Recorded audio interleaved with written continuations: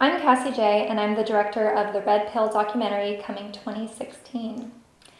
I wanted to give a brief overview about what has happened with this film, everything you needed to know, and my statements on the false allegations that are going on. So here it is. The Red Pill follows my journey as a feminist learning about the men's rights movement. This film is a comprehensive look at today's gender politics. It will present all opposing ideologies, including feminist views, but focusing on what men's rights activists believe, since that is what hasn't been explored in depth in a film before. This film is an honest look at these debates and follows my journey trying to hear and understand all points of view.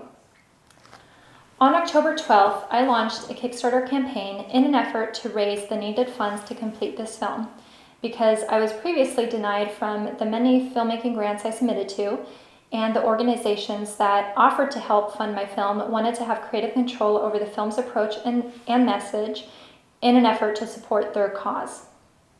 I would not give up creative control to a partisan foundation, and they wouldn't fund the film without having that control. So in a final attempt to complete this film, I turned to Kickstarter. The first 2 weeks of my Kickstarter campaign validated my worries that making a balanced film doesn't sell. Some of my feminist friends posted the Red Pill's video link on their social media sites and immediately received disgusted comments in reaction to the statements made by men's rights activists, MRAs, in the video. On the flip side, MRAs and anti-feminists watched the Kickstarter video and were appalled by the feminist section, assuming that I had painted the feminists in a pleasant light in contrast to the MRAs speaking in the video. Then there were those who saw the video and understood that I was giving everyone their opportunity to speak their piece, and those were the early adopters to believing in the impact this film could have. Thank you, guys. Still, 2 weeks went by, marking our halfway point in our Kickstarter campaign, and we were only 27% funded. I was preparing to throw in the towel when suddenly the tipping point happened. Journalist Milo Yiannopoulos from Breitbart.com reported on my difficulties finding funding and the resistance I was experiencing while making this film.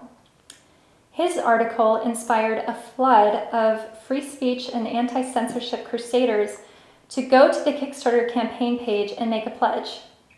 Within 1 day, we went from 27% funded to well over surpassing our Kickstarter goal. The majority of our backers, our Kickstarter backers, are neither feminist nor MRA self-identifying individuals. While there have been a minority of MRA and feminist backers who believe in the importance of letting everyone have an opportunity to speak and be heard in context without manipulation.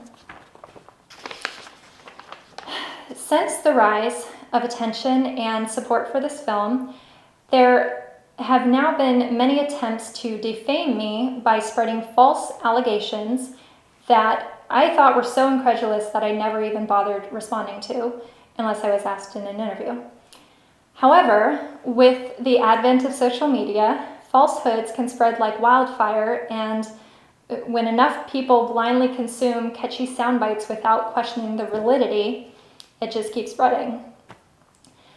I'd like to address these slanderous claims that are being purported by feminist writers and bloggers. Blogger David Futrell has launched a misogynistic smear campaign against me. He has waged unfounded and baseless attacks against my character and reputation. I believe in an effort to discredit myself and the Red Pill movie so that others who maybe have not been actively following the truths of this film and the Kickstarter campaign will then write off this film entirely, which will create roadblocks for us when we are attempting to obtain distribution, festival screenings, and reviews from film critics who may have otherwise been supportive of this film. David Futrell's false allegations have been that this film is funded by MRAs, which conflicts with Cassie's attempts to have nonpartisan funding. To this I say, self-identifying MRA backers as well as feminist backers on our Kickstarter have been in the minority. The majority of our funding is from middle-of-the-road supporters of free speech and combating censorship. However, this argument is moot because backers on Kickstarter have no creative control over this film, which is why Kickstarter was the only way I could ever receive funding while maintaining creative control to make the balanced film I intend to make. Now, the 5 people who pledged $10,000 and are rewarded with an associate producer credit, based on Kickstarter's regulations, they are prohibited from having any creative license or ownership over this film. And I will also add that those 5 backers that gave $10,000 all of them do not self-identify as MRAs. But again, it doesn't even matter because they don't have any creative control over this film anyways. Moving on.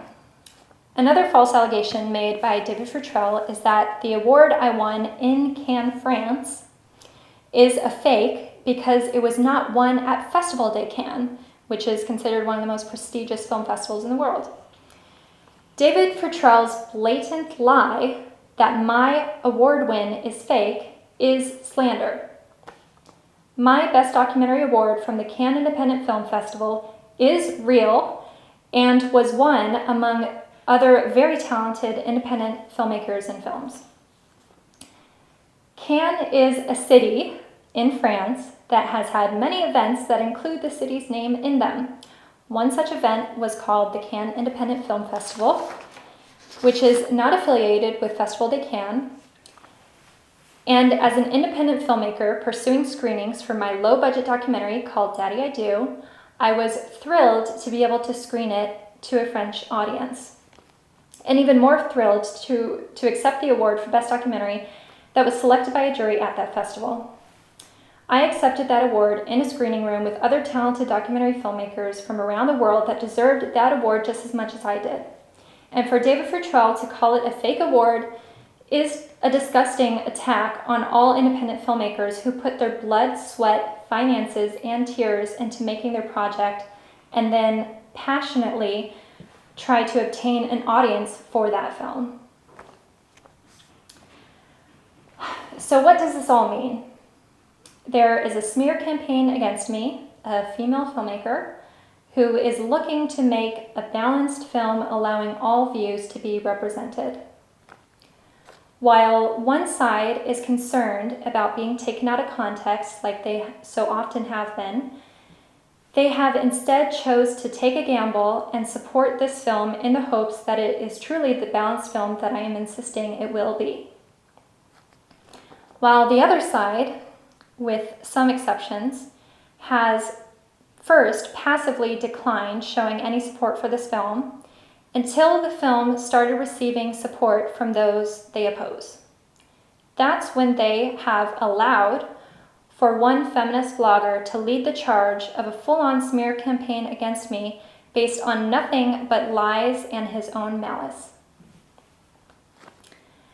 I interviewed many feminists for The Red Pill who told me, go to David Futrell's site. He's done all the research you need to know about the men's rights movement. He is the best source. I intended to interview David Futrell and use his findings and research in my film, but how can I accept him as a credible source now? To all the people who are warning me about attacks I will receive from men's rights activists, please present a mirror to your own. Lastly, I'll leave with reiterating the fact that I still intend to make a fair film allowing the audience to hear all points of view, learn the facts, and study past actions in order to come to an educated conclusion. Thank you to everyone who has supported and continues to support a film that represents open dialogue without censorship.